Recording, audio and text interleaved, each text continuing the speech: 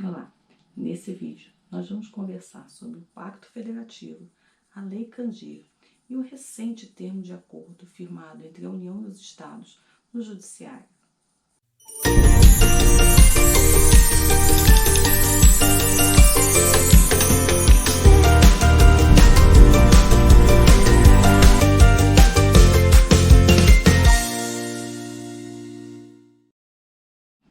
Olá, sejam bem-vindos. Para quem não me conhece, meu nome é Ariadne Urques Candiuzzi.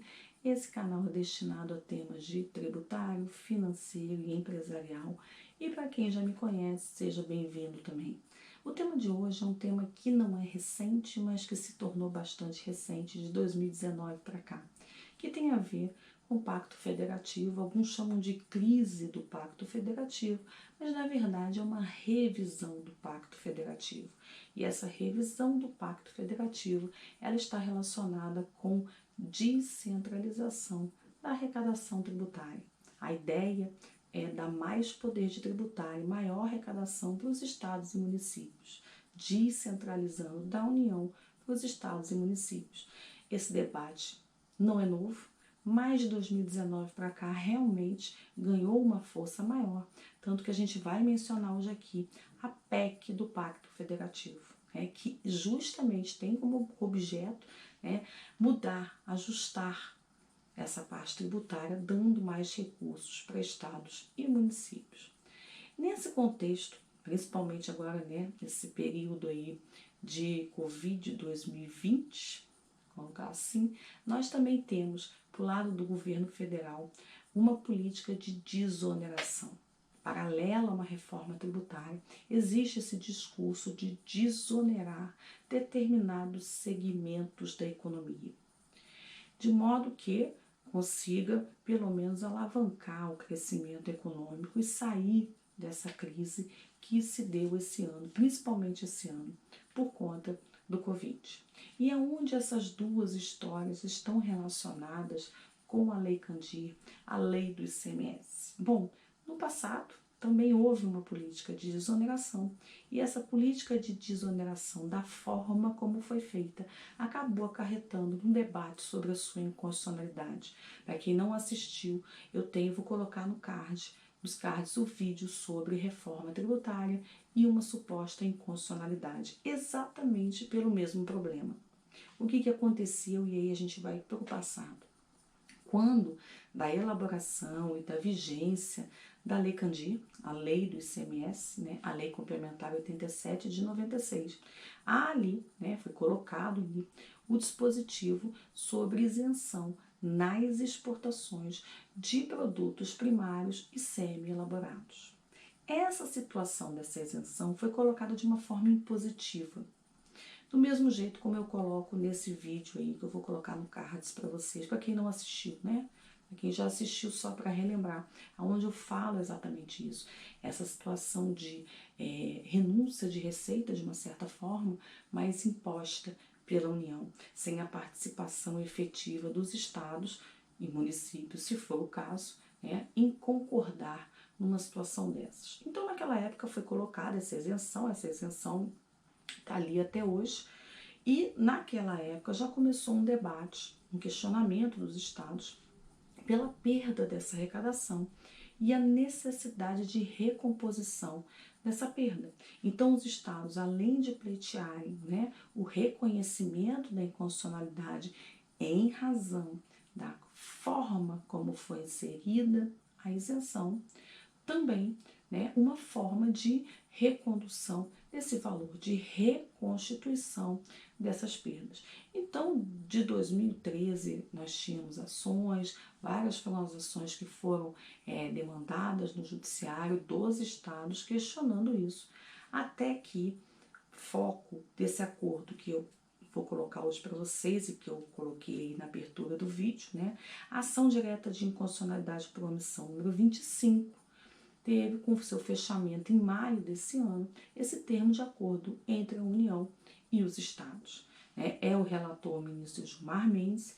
Nesse termo de acordo, vocês têm várias coisas. O que eu vou passar para vocês agora é realmente um resumo e focado no que nós estamos colocando hoje aqui, E, na verdade, o mais importante desse termo de acordo, primeiro, é a União reconhecendo que, de fato, né, houve ali uma imposição, né, uma forma impositiva que, de fato, a forma como foi colocada essa isenção acarretou numa perda de receita dos estados e que, de fato, esses estados têm que ser compensados por essa perda que vem desde 96. Então, o primeiro ponto desse termo de acordo é justamente esse reconhecimento da União quando ela decide acordar. E o termo de acordo ele tem como principal objeto o valor dessa compensação e a forma de pagamento. Com alguns ajustes, que eu não vou passar tudo aqui, para o vídeo não ficar muito longo, né?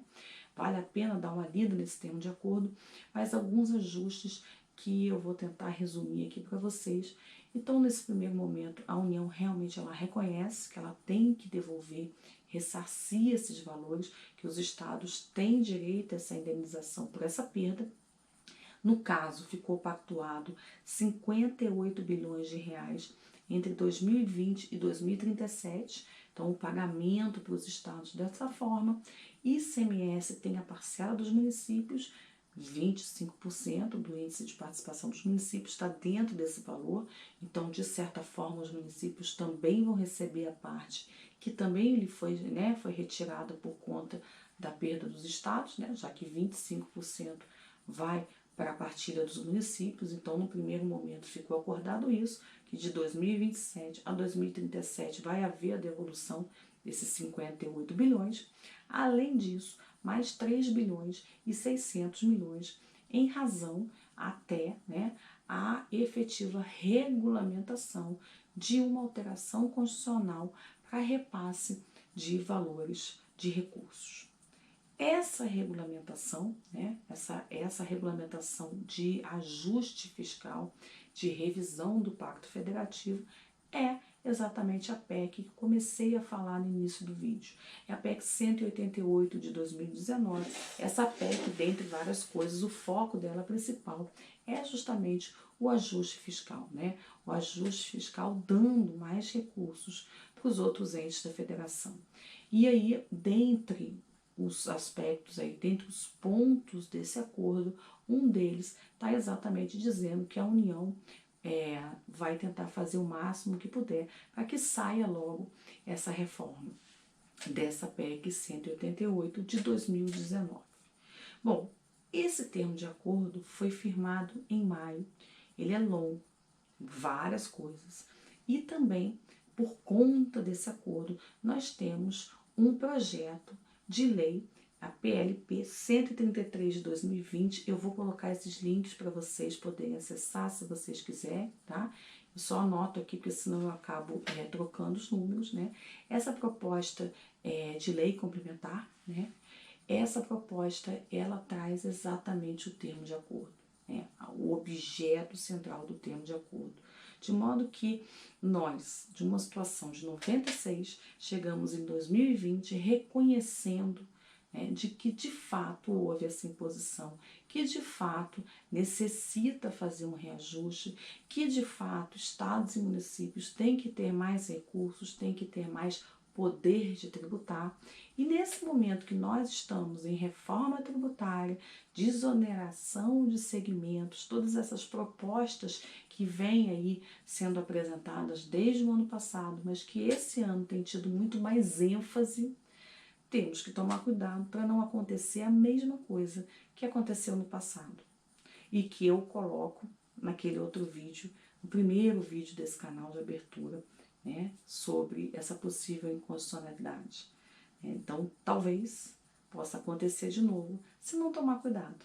Mas é interessante, principalmente esse termo de acordo, é interessante dar uma lida, porque não é sempre que nós temos um termo de acordo entre a União e os Estados para justamente realinhar um pacto federativo. É muito interessante isso, vale a pena vocês lerem. Eu vou botar o link para vocês, tá certo? E qualquer coisa, podem perguntar aí nos comentários, fiquem à vontade. Espero que vocês tenham gostado. Até o próximo vídeo.